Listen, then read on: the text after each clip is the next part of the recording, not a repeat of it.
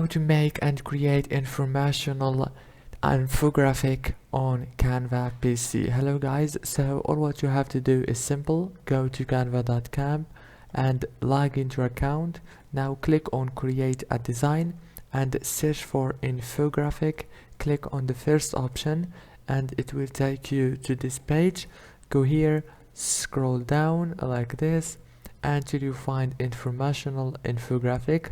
Click on see all and choose a template. Here you have many templates.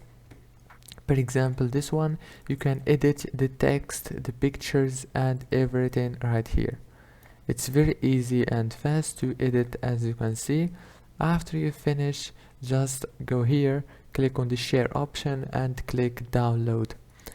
If this video was helpful, please don't forget to like and subscribe, and thank you so much for watching this video until the end. See you later.